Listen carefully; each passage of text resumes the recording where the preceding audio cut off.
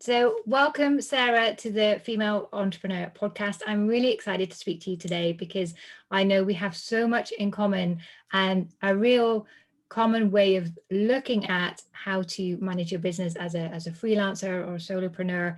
I know we're going to have a great discussion, but we're not going to go into that just yet. So, you're a marketing copywriter and best-selling author, and I just would like to sort of take a step back and kick off by asking you to explain your journey. How did you come to go solo in the first place? Okay, so it wasn't ever part of a grand career plan to be self-employed at any stage. I basically worked my way, sort of fell into everything I've ever done.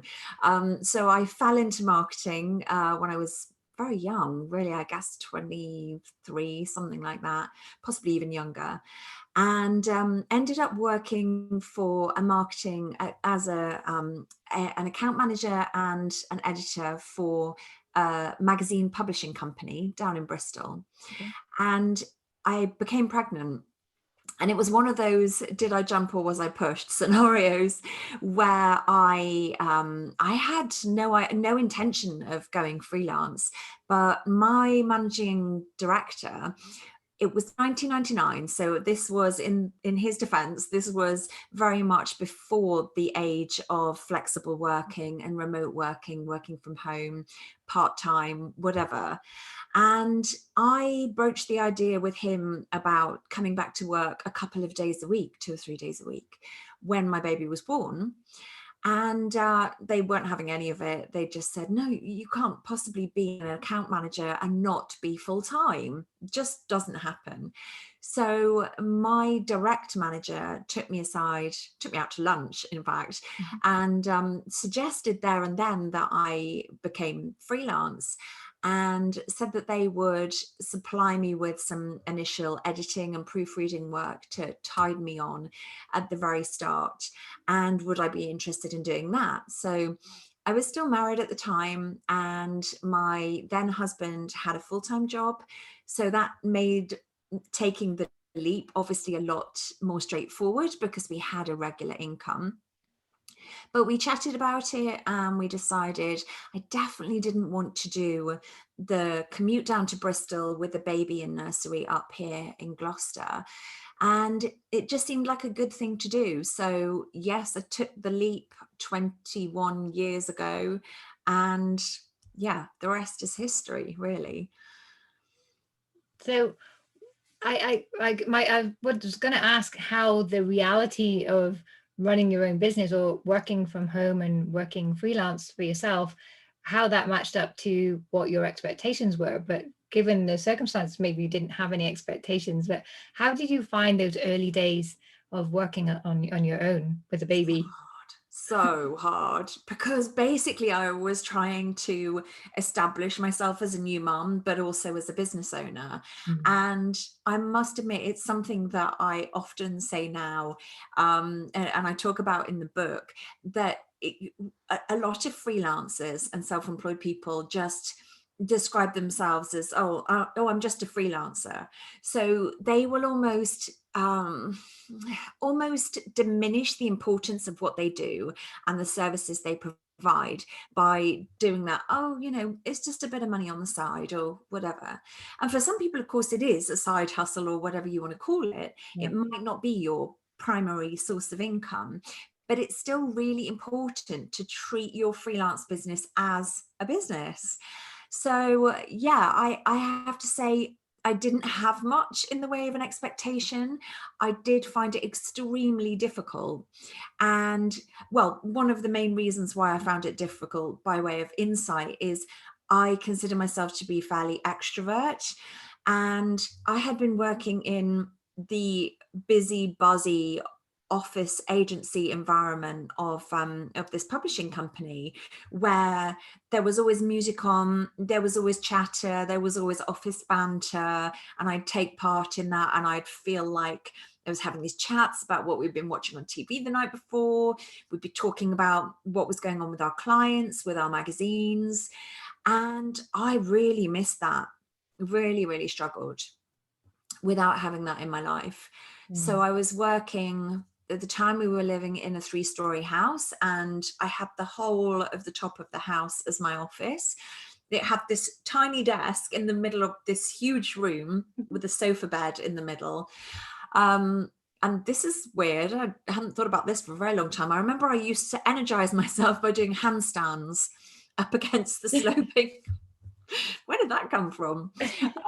Up against the sloping ceiling. But yeah, I really struggled with the isolation and just knowing where to go for support and information, Yeah. because that didn't exist back then. Yeah, exactly. I had a similar experience, and I started my business when my daughter was 5 months old, and I was living in Switzerland by then, so I didn't have a support network. And I started out as a communication consultant and freelance writer, so similar, only I wasn't an expert, I was an introvert, but I had been working very hard to maintain a level of confidence, an ability to get out and network and speak to people. And so for me, it was almost the opposite. It was almost too comfortable being on my own, and I went backwards the other way. So but yeah, it was difficult. And like you say, when I worked in corporate, I'd set up a women's network, and I loved that how everyone came together to empower each other, to share ideas, to brainstorm solutions to people's challenges, and it was just so nice. And then you start on your own, you're like, well, where is everybody? And at that time, social media wasn't very big. You didn't have Facebook groups.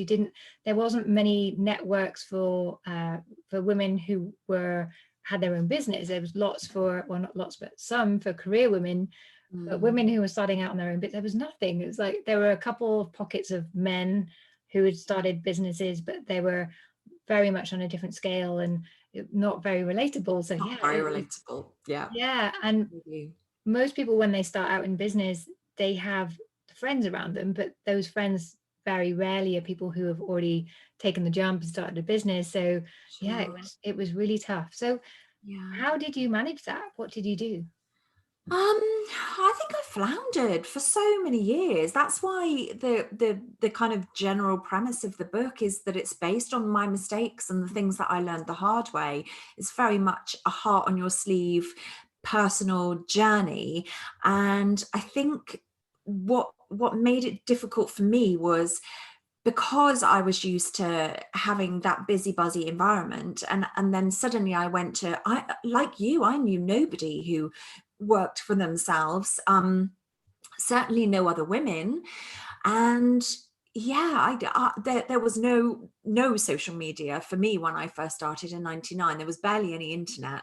We were still relying on sending out cold inquiry letters on letterheaded paper, and all of that. So I remember fairly early on, I got quite lucky with some of the contacts that I made, people that I had no experience of dealing with before, but just happened to get lucky with some of the cold approach letters I sent out at the time. And a couple of the people invited me in and said, oh, come and have a chat. And one of them was the local council, and I got to know their marketing manager. I ended up working on their newspaper, which used to go out to every household in the borough. And I used to do the words, but also the graphic design for it. I'm not a graphic designer, just to put that out there. But I did work very closely with Quark Express when I worked at Specialist, the publishing company, because all of the editors used to do their own editing within the magazines that our designers had designed. So we all became very proficient at Quark. So yeah, the upshot was I used to spend a couple of days a month with that marketing team. And then I also got some work for a book publisher down in Stroud, quite local to me.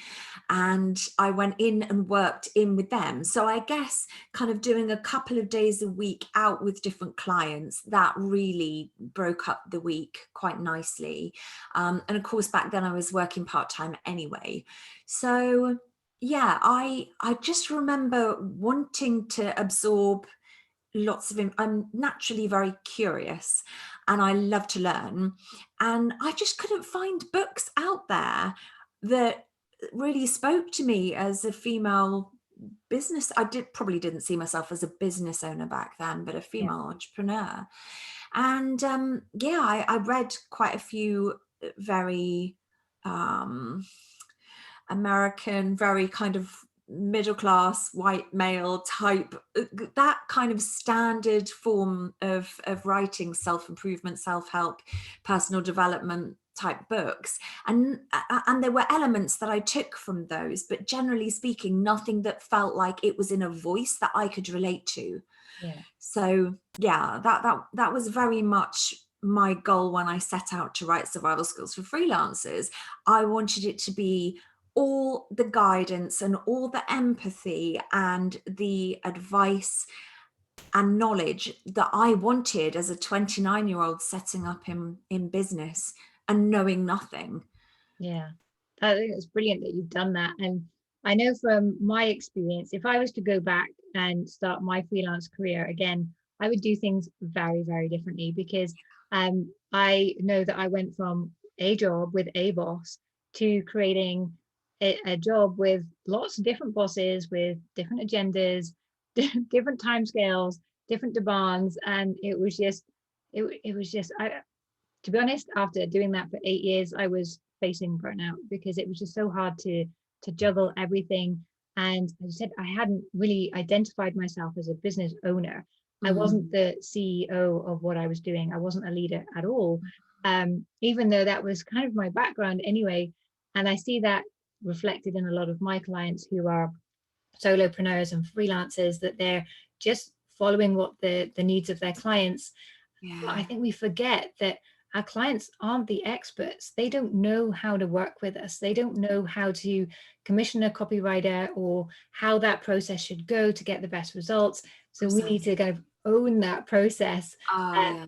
so is that your experience as well? Yeah, very much so. And again, it's something that I think for the first however many years of running my own business, that it never would have occurred to me that I was in a position that I could actually educate my clients and show them that these are my terms, this is the way I work, and I do it this way because it works for me, but I do it this way because it works for you too.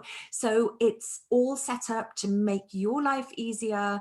There's minimal input even needed from you, and this is what I require: 50% deposit up front, and then this will happen, and I'll send you this, you'll send this back to me, then I'll write the website or whatever it is I'm writing. And it's incredible. As soon as I started to actually set that out there and make that process crystal clear for my clients, I started getting feedback on things like, oh, wow, your onboarding process is so slick. And I was kind of like, I have an onboarding process? I didn't even realize that. So it was a real game changer, actually taking control of, this is how I run my day. This is when I'm most productive, and this is when this works for me. And that's why I do it this way. Otherwise, you do find that you get off the treadmill of employment and onto a totally different treadmill. Yeah. And you do end up with clients who are dictating how you spend your day and how you set out your time for the week. You are heading towards overwhelm and burnout on a regular basis. You feel like you do have to do everything yourself. Newsflash, you don't, neither should you. And yeah, it's just, you get so much more enjoyment from self-employment when you take control Yeah. and you set those boundaries, and you instill that balance in your own work life. Yeah. So yeah, such a game changer. Absolutely. And I think it takes a bit of courage to do. And I see that with my clients, and I'm really grateful that I can be there side by side with them as they're going through this. Oh my gosh, can I really do this? Because once they go and dictate the terms to their clients and have the courage from the very beginning to say, well, if this is what you're looking for, then I'm not the person, because I'm focused on getting you results. This is the kind of person I work for. Someone that understands that having the strategic approach, the long term, that takes a bit more time at the beginning, but then it makes everything else easier. Those are the kind of clients that I love to work with, and we just get the most amazing results. And when they start to tell people that, then well, that's me. that's how I've been really searching for someone that will work that way, because I find it so stressful trying to brief someone when I don't know what I'm talking about. Yes, And yeah. once they have that process and they're open with their clients, they've been able to get more of their dream clients who pay more, who give them more time freedom because they're now in control, and Mm, their clients love it. They say the feedback is like, wow, I'm clear about what's happening. It's mm, taken so much stress off me because I'm not always thinking, oh, what have I got to deliver now? Where do I get that from? It's all planned up front and done. And yeah, so I think it takes a bit of courage up front to do that, but the payoff is huge. Do you it's have any? very, sorry, I was just going to say it's so empowering, Yeah, and it's the way I think to have a fulfilling self-employed career is yeah, just by taking that control back, because after all, we do become our own boss, and then we lose track of that expression once we've done it. And we do find that everybody else is dictating the way we work, and that's not the way it should be. no, absolutely. I was going to ask, as I say, it's not easy to take that first step to decide, okay, I'm now going to tell my clients how they should be working. And once you've been doing it for a while, it's like, oh yeah, of course I'd do it that way. But at the beginning, it's not evident at all. Do you have any advice on how people can build the courage to do that, overcome the imposter syndrome, saying, I can't possibly ask my clients, what if I lose my clients or they say no, which, the ones that say no or you lose are normally the nightmare clients you're trying to work with anyway. But how can people handle that? There's so much in what you've just said, and I'm not sure where to go first, because all of this stuff is just resonating so much with what's in the book. So yeah, there's a whole chapter about imposter syndrome, self-doubt, something that to this day I still struggle with. I know the theory, and sometimes I have to reread chapter 8, I confess. So yeah, there's lots of advice out there, but certainly in terms of taking the first step in that big, brave, just doing things differently in terms of saying what works for you and this is the way you work. It is difficult to have that conversation the first time round. So something that I always recommend is role play. It sounds hideous, like drama lessons that we all hated at school. But if you find if your partner is willing to practice with you, or to listen to you practice, maybe a trusted friend, or I quite often do this sort of thing with my grown-up kids. They love it, not so much, but sometimes I'll just say, I just want to borrow you for 10 minutes. I just need to have this conversation, and just, how does this come across to you? Just run through those conversations and those things that you think, oh, I don't know if I have the courage to do this. Practice with words until the words feel like yours. Yeah. So come up with don't use someone else's phrasing. It's a good idea to kind of get examples of the sorts of things that you can practice saying, but it has to belong to you. Otherwise, it's not going to feel authentic, and it's going to come across weird. This is another thing that I mentioned, the fact that if there's any doubt in what you're saying to your client, they will pick up on it.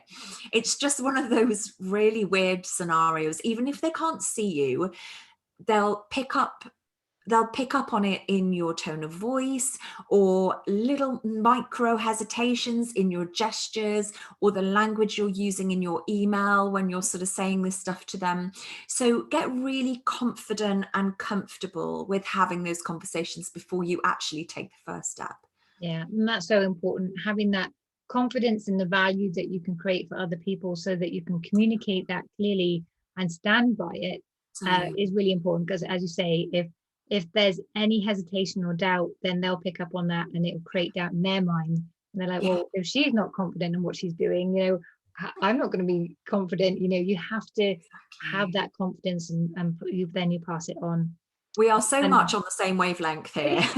yeah, and also to be clear, because there's that great phrase, and it confuse you lose. If you're not being absolutely clear and breaking down everything you're doing to the simplest terms, so it's really easy for them to see the next steps, to see what it's going to be like working with you and how that process is going to work. Yeah. Then if it's too complicated and they have to think too much, they're like, no. So be bold, be confident, be simple, be clear, and own that process. And as you say, it's not simple, but if you can role play it, that's a great way to work through that. And the fewer steps you can take people through. So if you start off kind of scoping out your process and thinking, okay, so well, this is what usually happens. And if you sort of stick that up behind your laptop or on your desk, or just leave it lying around and revisit it every so often, and just look at it critically from an outside perspective and see how you can simplify that and take out a few steps or refine a few things, just shape it down and get it as simple and as clear, as you say, as possible. And then the more you do that, the more second nature it becomes to talk about that and to articulate that with your clients, because it's just what you do. It's just, it's natural. And when it's simple for them to understand, it's simple for you to communicate and remember as well. Yeah. And I'm regular listeners of the show will recognize something you said there. Is like, because I'm always saying, like, just ask yourself, how could this be simpler? And keep challenging yourself, because if you make things too complicated, it gets so hard for you to manage, let alone the client to understand and get their head over. Yeah. So we've talked a lot about setting up a business as a freelancer and the way to do that. And the best way is to start by reading your book. Which sounds, I haven't read it yet myself, but understanding the outline and when you were talking about what's covered is like, yes, survival skills for freelancers, it's a must, because it's really so important to own your business. And I think that's a big way that freelancers trip up. But what about those business owners on the other side, where they're thinking, oh, actually, I would like some help with my copywriting or help with branding or graphics or anything like that. Do you have any tips for them about how to find the right freelancer, how to brief them for the first time? Because I think a lot of people have a fear around that as well, and that holds them back. So how could that relationship work from the beginning? Yeah, that's a very good question. I have to say, much like anything, if you're finding a plumber, a dentist, a mechanic, whatever, I always recommend word of mouth. And it's very difficult, I find, I'm not the biggest fan of Facebook, sorry, Facebook, but there are a lot of business networking groups out there which people will recommend the people they know. It's human nature, isn't it? So if I'm asking for recommendations, I'll always ask if the person providing the name of the recommended person has actually had experience of working with them. So you know it's not just their boyfriend's sister's mom, whatever.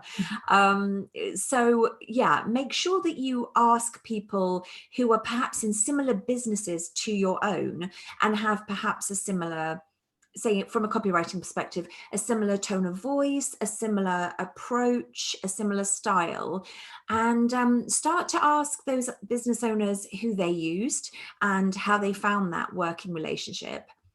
Yeah. And I find the best thing to do in terms of, because it's all about fit. You've mentioned this already. You're not going to find everybody you speak to from both sides of the relationship, provider and client. You're never going to find that you click with everybody. It's just like every element of life. So make sure that you have conversations with the people who perhaps come up with a short list of 3. Don't, because this is just against the law as far as I'm concerned, don't ask for free work.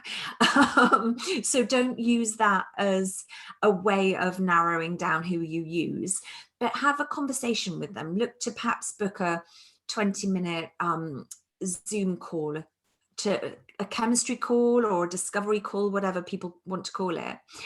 And you'll just get a sense of whether they get you. So when you're talking about your business and the things that are important to you, are they showing a genuine interest? Do they show an understanding of your area of business? Do they seem keen to want to work with you? It sounds obvious, but you'd be surprised, really. So yeah, I would certainly say that, and then ask them how they work. How, you know, I have people come to me all the time and say, well, what is the process? How does it work? And that's where, from my perspective as the provider of the service, that's when it comes into useful that's when it comes in handy. I knew what I meant. To have really spent time refining and articulating the process, because the easier you can make it sound, the better it is going to be for the person choosing. Yeah. Yeah, I think it's like with finding any service provider or a coach, finding someone that's aligned with you, that you have that connection, and who gets what you're trying to achieve, so that they can bring out those values. And as they, I think with a copywriter, especially someone who has an interest or some kind of energy in what you're doing. I remember when I was working in marketing, I've worked for some really boring boring sounding companies. I worked for marine and shipping, or like marine engineering, IT manufacture, like making computers, and banking, all these like really dull subjects. But because I found them really fascinating, because once you start to understand them and where they can go, and I just got so exciting. And I remember excited. I got loads of PR for these companies just because I was taking a different approach and saw a different angle on these subjects, because I was excited by it, rather than anyone else. So I think finding that spark and that chemistry, as you say, is really important. You want someone who's going to represent and love your brand as much as you and your customers do. Yeah, and I think also from the perspective of being a service provider, I don't really like that whole client supplier relationship. Personally, for me, it's always about wanting to work with somebody on an equal basis, because I want to be working in kind of partnership with them, but we are still service providers at the end of the day. So I know when I have my discovery calls with my potential clients, unless I get a goosebumps moment, I won't take on the work.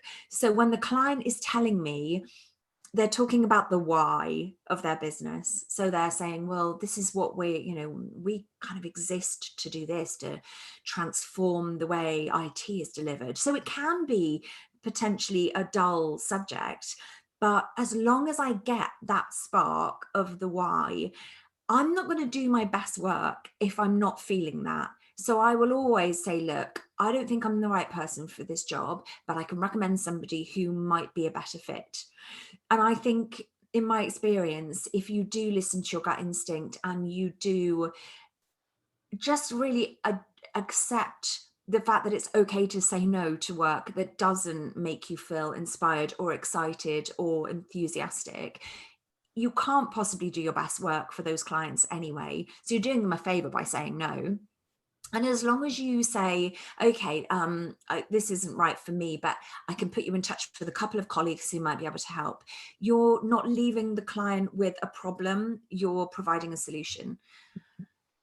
Yeah, so the aim is to speak to their short list of freelancers, look for recommendations first, speak to them, and look out for someone who has that spark of interest and in what you're doing. And very often with my clients, I can see so much potential in what they're not saying, and I think that's the copywriting background is seeing between the lines. It's my superpower. Yes, what you're actually saying is this, that, and other, and that.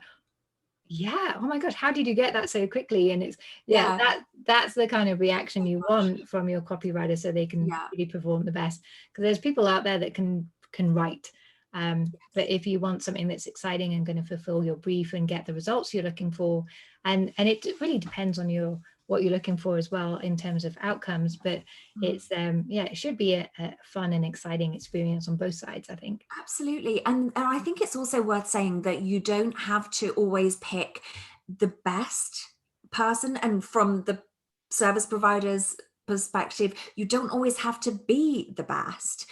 You have to show a genuine, authentic interest in what your client wants to achieve and what they're trying to achieve with their business.